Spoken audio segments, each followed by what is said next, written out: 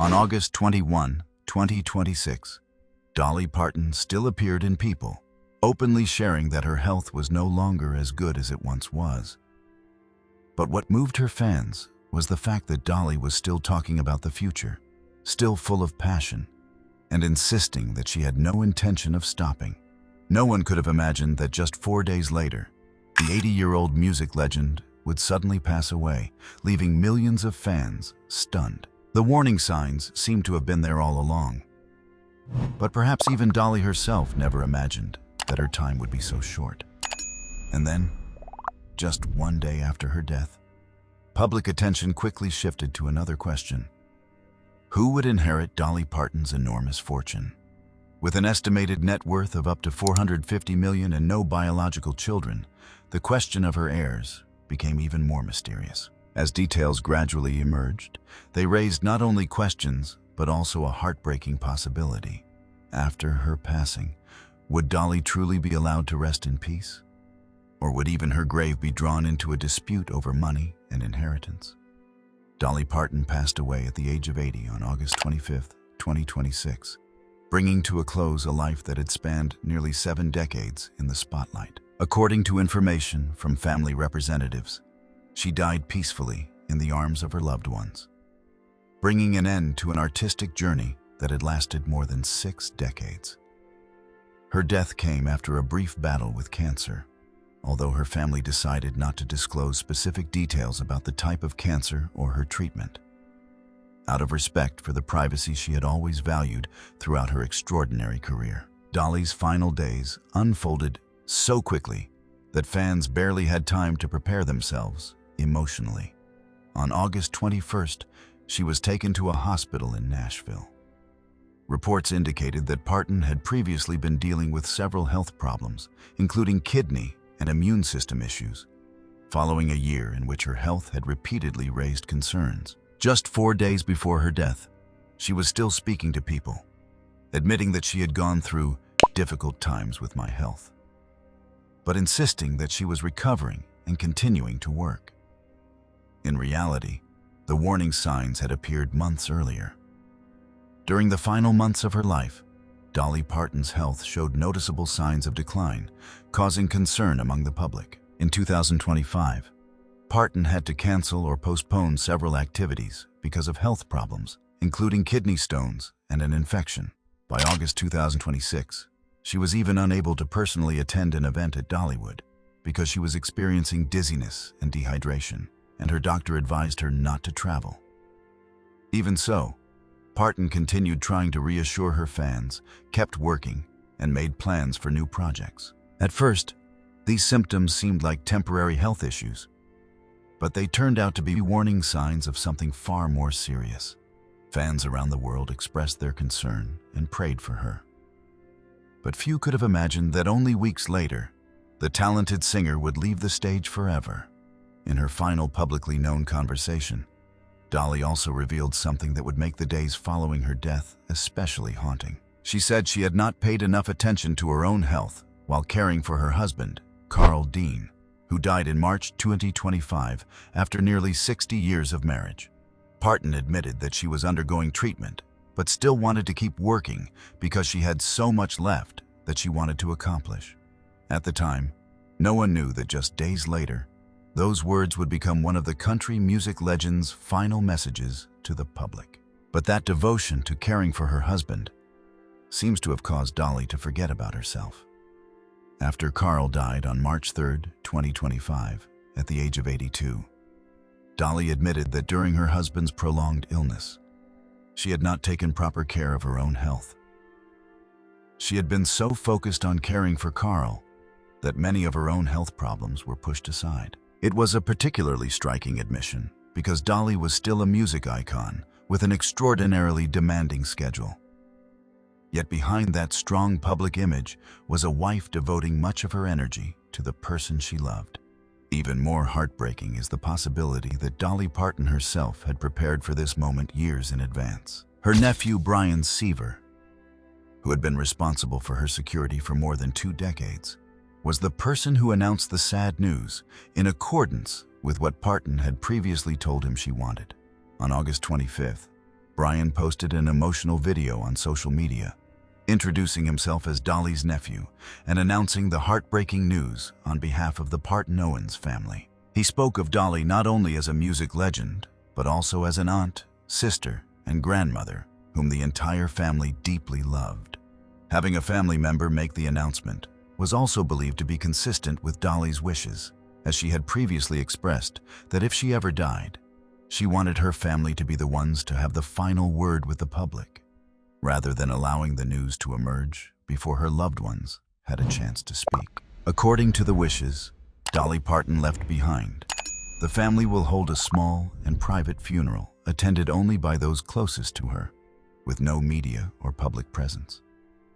Instead of expensive funeral flowers, she expressed a wish that those who loved her would turn their affection into meaningful gifts by donating to the Imagination Library Fund, one of the proudest cultural legacies she left behind. The charity has given more than 200 million free books to children around the world, embodying the humanitarian spirit and passion for education that she cherished throughout her life. Rooted in her impoverished childhood in the mountains of Tennessee, one especially touching detail in Dolly Parton's final wishes was her desire to rest on a bed of soft cotton. A poetic image deeply connected to her life, from songs about the poor countryside to her glamorous stage persona. She devoted her entire career to music and to bringing beauty into the lives of millions of people. And now she deserves to have true peace at last. Yet after the shock of Dolly Parton's passing, another question quickly stirred public attention. Who will ultimately inherit the enormous fortune she left behind? At the time of her death, Dolly Parton's fortune was estimated at approximately $450 million, an enormous sum built over a career spanning more than 6 decades and fueled by countless timeless hits. Unlike many stars who rely primarily on album sales or concert revenue, Dolly Parton built a diverse business empire in which music royalties played a crucial role. With more than 3,000 songs to her name, she owned an enormous music catalog that Forbes estimated to be worth around $120 million in 2025. In particular, the hit song, "I Will Always Love You," famously performed by Whitney Houston in the film The Bodyguard, earned her approximately $10 million in royalties during the 1990s and another $20 million afterward, demonstrating the lasting value of high-quality songwriting. However, the largest portion of Dolly Parton's wealth did not come from music, but from Dollywood, the entertainment empire bearing her name in Tennessee. She co-owned 50% of the Dollywood company with Hershend Family Entertainment, and that stake alone was valued at approximately $165 million by Forbes in 2021.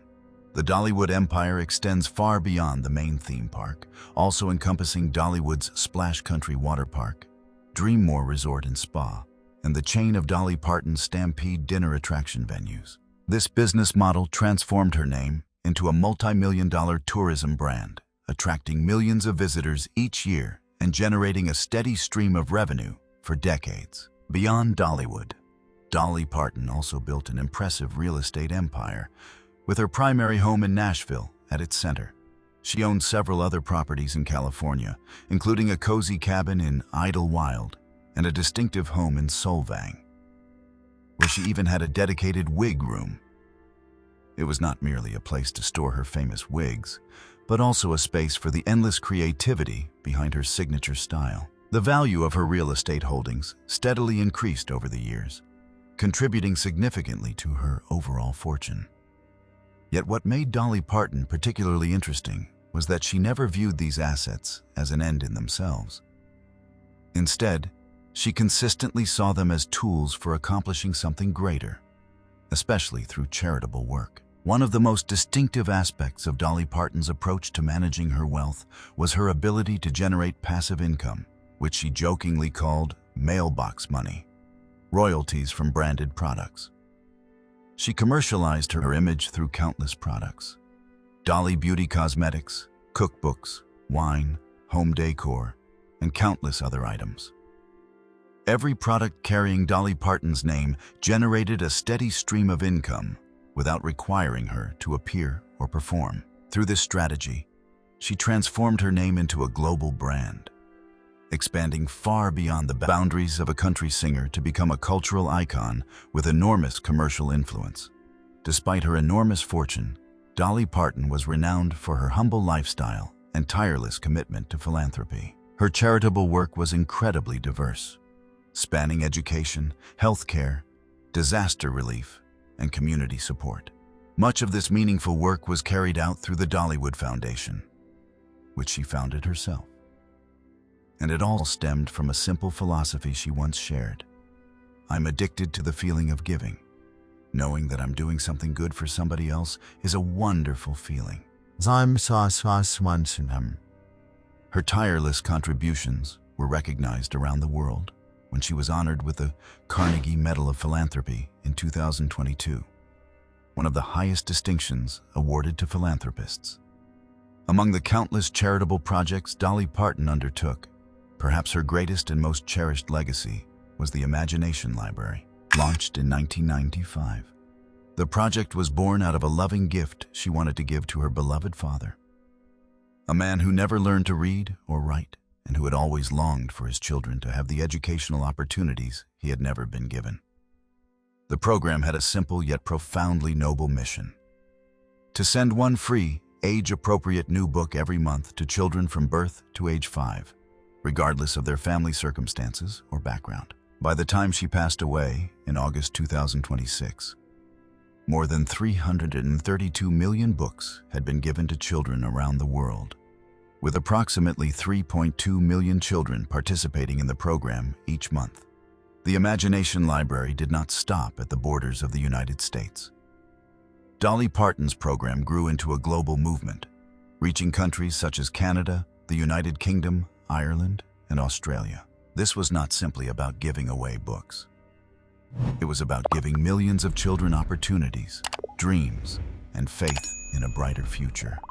What makes it especially moving is that, according to her final wishes, her family called on people around the world to donate to the Imagination Library instead of sending funeral flowers, allowing this noble mission to continue and spread indefinitely. A way for her love to live on through children across the globe. Alongside the Imagination Library, Dolly Parton also made enormous contributions to education and the community in her hometown of Sevier County, Tennessee. In 1988, she established the Dollywood Foundation with one very specific goal: to reduce the dropout rate in the mountainous region where she grew up. One of its first programs was the Buddy Program, through which she promised to give $500 to every 7th and 8th grade student if they graduated from high school. The program achieved remarkable success, helping reduce the dropout rate from 35% to just 6% and changing the lives of hundreds of teenagers in the mountain communities. She also provided $15,000 college scholarships to high school seniors in Sevier County, opening the door to higher education for children from difficult circumstances who nevertheless possessed tremendous determination. Her compassion was not limited to education. Dolly Parton also made a powerful impact in healthcare and disaster relief. During the COVID-19 pandemic, she donated $1 million to Vanderbilt University Medical Center, making an important contribution to research and the development of the Moderna vaccine, an act widely praised as having helped save millions of lives around the world. She also donated more than $2 million to Monroe Carell Jr. Children's Hospital at Vanderbilt, where her niece had once received treatment, demonstrating her deep love and gratitude toward the people who had cared for her family. She was also consistently among the first to stand beside her hometown during times of crisis, donating more than $12 million through the My People Fund to support families who lost their homes in the 2016 Great Smoky Mountains wildfires, and most recently donating $1 million to victims of Hurricane Helene in 2024. What made Dolly Parton's philanthropy particularly special was that she did not simply look outward. She also cared for the very people who helped build her empire. Her Dollywood company announced that it would cover 100% of tuition, books, and fees for any employee who wanted to pursue higher education, creating opportunities for advancement and personal development for thousands of workers. It was a vivid embodiment of the philosophy of good things should be passed on that she had always embraced. Stories of Dolly Parton's kindness became legendary in the entertainment industry, and she came to be regarded as one of the most open-hearted and generous artists in history.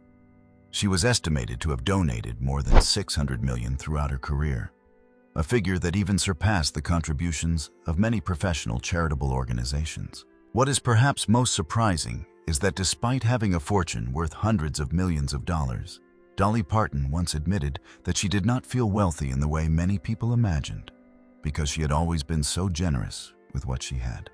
She often said that you can't take your money to heaven, and that was why she considered helping others one of her highest priorities. Perhaps what made Dolly Parton's philanthropy most special of all was that much of it came directly from the things she herself had experienced. Dolly was born in 1946 in Locust Ridge, Tennessee, the fourth of 12 children.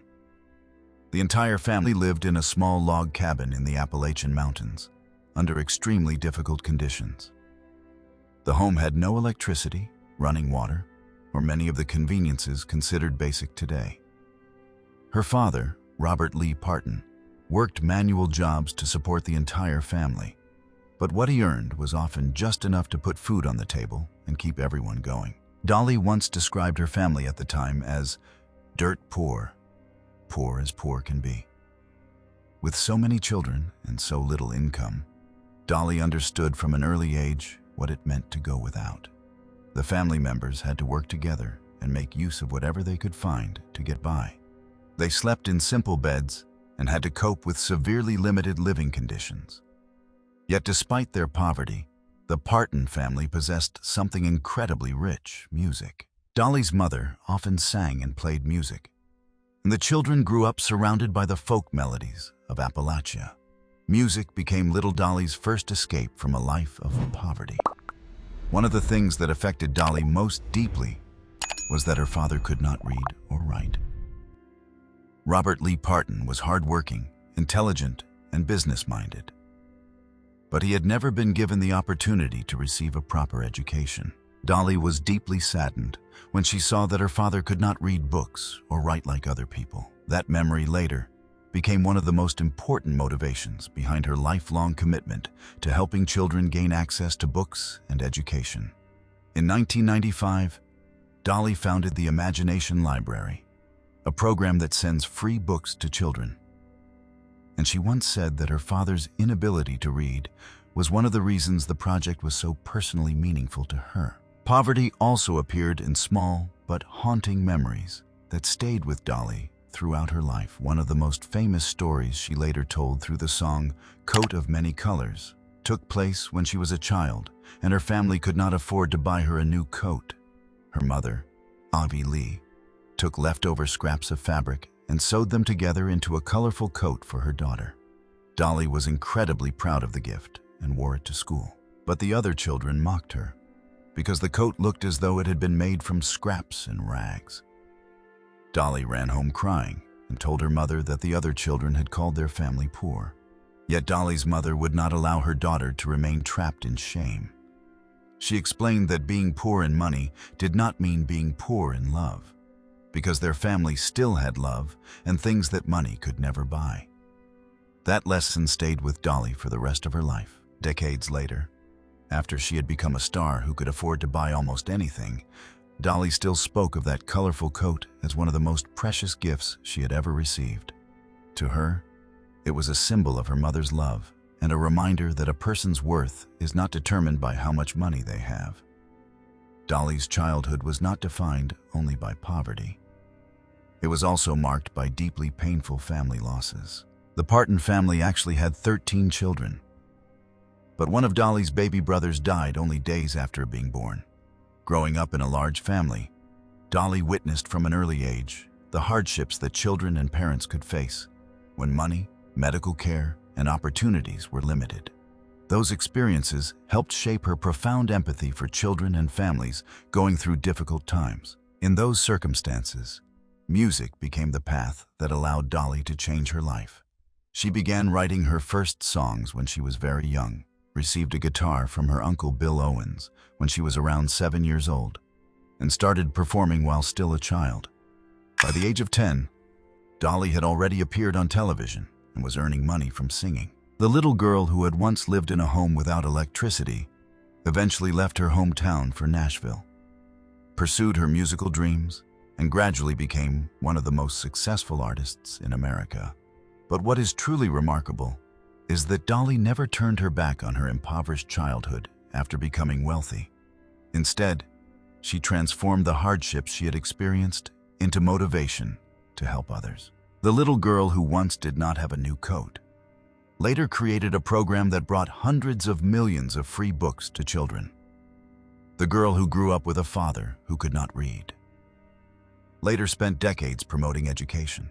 The girl who knew what it felt like for a family to struggle later established funds to support people who lost their homes to natural disasters. That is why behind Dolly Parton's enormous fortune were not only songs, theme parks, or real estate, but also a part of a poor childhood that she transformed into something good for millions of other people. Despite her enormous fortune, Dolly Parton and her husband Carl Dean did not have any children together.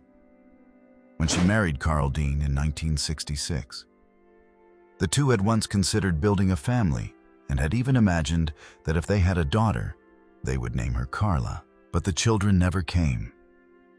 And over time, Dolly began to believe that perhaps motherhood was simply not the path meant for her. One of the biggest factors shaping Dolly's life was her career. She entered the entertainment industry at a very young age and quickly developed an almost non-stop schedule. Writing songs, recording, touring, acting, and then building her own business ventures. Dolly once admitted that if she had children, she probably would not have been able to live the life she did. She understood that if she became a mother, it would be very difficult for her to leave her children behind to go on tour, because she would always worry and feel guilty about leaving them at home. Dolly once told Oprah Winfrey that not having children, combined with the fact that Carl Dean was an extremely independent person, gave her a kind of freedom that a mother might not have. She could spend years traveling around the world, working dozens of hours each week and pursuing dreams she had cherished since childhood. Therefore, Dolly did not view being childless simply as a sacrifice, but also saw it as one of the things that allowed her to become the person and artist the public came to know. However, that did not mean Dolly never longed to become a mother. She once admitted that when she was younger, she too dreamed of having a large family. But after many years, Dolly began to see things differently. She believed that perhaps God had not given her children of her own because it was so that every child could be my child. And that thought seemed to completely change the way she viewed her role in the world. In her private life, Dolly was also very close to the children in her extended family. Her nieces and nephews called her affectionate nicknames, such as Aunt Granny or Gigi, and she once spoke about how she and Carl loved, cared for, and supported them, from their education to their first steps into adulthood. So, even though she did not have biological children, Dolly never lived a life without meaningful family relationships with young people. Because she had no children, Dolly Parton had no direct heir in the conventional sense, meaning that her estimated fortune of hundreds of millions of dollars would have to be distributed in other ways. In a 2020 interview with Billboard magazine, Dolly Parton emphasized the importance of having a clear and transparent will in order to prevent unnecessary disputes among family members after her death. She once said bluntly, "You don't want to leave that mess for your family to fight over. You need to take care of it yourself, no matter how troublesome it may be." Her statement showed that she was highly conscious of and carefully prepared for the distribution of her assets, possibly planning for it years in advance to ensure that everything would proceed smoothly and in accordance with the values she had pursued throughout her life. One of the most anticipated and central elements of Dolly Parton's will was expected to be a significant portion of her wealth going to charitable organizations, particularly the foundations she herself had established and supported. The Imagination Library, The free book program she launched in 1995, and which had distributed more than 200 million books around the world, was regarded as the centerpiece of this humanitarian legacy. In addition, the Dollywood Foundation and other charitable causes, including her previous contributions to medical research and disaster relief, would likely receive financial support to continue operating and expanding. Alongside charitable organizations, members of Dolly Parton's large extended family were also expected to receive portions of her estate or meaningful personal belongings. She was one of 12 children in her family and had as many as 14 nieces, nephews, grandchildren, and great-grandchildren, all of whom she loved and cared for deeply. This possibility becomes even more plausible when considering the will of her husband, Carl Dean, in which he left specific instructions for distributing his personal belongings among his nieces, nephews, grandchildren, and great-grandchildren. Dolly Parton may well have followed the same spirit, leaving sentimental possessions or specific portions of her estate to the loved ones in her family. As soon as news of Dolly Parton's death spread, Hollywood and the American music industry were almost immediately flooded with tributes. Those who had shared the stage with her, acted alongside her, or simply been inspired by Dolly one after another, spoke out. But what moved people was that they were not simply talking about a music legend. They were talking about a kind, generous person who had a remarkable ability to make those around her feel loved. One of the most heartbreaking tributes came from Reba McEntire. Dolly's longtime friend wrote that there would never be another Dolly Parton, while sending love and gratitude to a woman she deeply admired. To Reba, Dolly was not merely a colleague or an icon of country music, but a friend who had left an irreplaceable mark on her life. Her words also revealed just how enormous the void Dolly left behind in the artistic community. Lily Tomlin, who had formed the iconic trio with Dolly in 9 to 5, could barely find the words to express herself. The actress posted only a black and white photograph of the two of them with the brief caption, "No words." Those few words moved fans more deeply than a lengthy eulogy ever could, because between them there was not only a famous film, but also a friendship and bond that had lasted for decades. When a close friend passes away, sometimes there truly are no words capable of expressing the loss. Jane Fonda, the remaining member of the 9 to 5 trio, was also devastated by Dolly's passing. She spoke of Dolly's kindness, generosity, and heart that was always turned toward others. To Fonda, Dolly was the rare kind of person who could reach the pinnacle of fame while still remaining genuine and approachable. What Dolly did for children, the poor, and struggling communities made her an icon whose influence extended far beyond music or film. Within the country music world, Casey Musgraves brought many people to tears with a deeply personal thought. She wrote that she found comfort in imagining that Dolly was now with Carl Dean, her late husband. Carl had shared nearly 60 years of life with Dolly, and after his death, Dolly often spoke about how much she missed her life partner. So, among the thousands of tributes, the image of Dolly and Carl was once again remembered as that of a husband and wife who could finally be reunited after years apart. From a younger generation of artists, Taylor Swift also paid tribute to Dolly, calling her legacy everlasting. Beyoncé also shared special words for Dolly, describing her as one of a kind. These tributes demonstrated how far Dolly's influence had extended beyond the boundaries of country music. Artists from different generations and across different genres had all been touched in some way by a woman who had once stepped out of the mountains of Tennessee with a guitar and a dream. Countless other names, including Mick Jagger, Cyndi Lauper, Vince Gill, Linda Ronstadt, Joan Jett, Jamie Lee Curtis, Julia Roberts, Carol Burnett, Melissa Etheridge, and Kristen Chenoweth also shared their farewells. Each remembered Dolly in a different way, but they shared one common theme. They remembered her humor, kindness, and the way she treated other people. Joan Jett recalled the honor of working with Dolly, while Carol Burnett remembered a woman who always had a way of making others feel special. But perhaps the most moving farewells came from those who saw Dolly as more than just the woman on stage.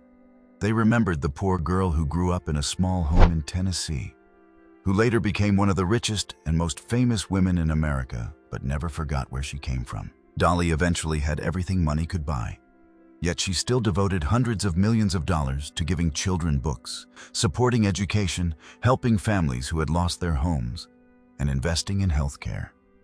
For many artists, that was the most precious part of who Dolly was. Looking back on Dolly Parton's life, from the poor little girl who grew up in a small home in the Tennessee mountains to becoming one of the greatest icons in American music, perhaps the most memorable part of her story was not the thousands of songs she created or the enormous fortune she built after her passing. Questions about who will inherit hundreds of millions of dollars, her real estate holdings, her stake in Dollywood, more than 3,000 songs, and her intellectual property rights will undoubtedly continue to be discussed. But beyond money, Dolly left behind a legacy that no will could ever put a price on. Books placed into the hands of children from poor families, families she helped when they were desperate, and the image of a woman who never forgot where she came from. Money can be passed on to one person, but Dolly's kindness has been passed on to millions. What about you? Have you ever loved a Dolly Parton song, watched her on screen, or heard about her philanthropic work? Does Dolly's passing leave you feeling a sense of loss? Leave a comment and share your favorite memory or Dolly Parton song.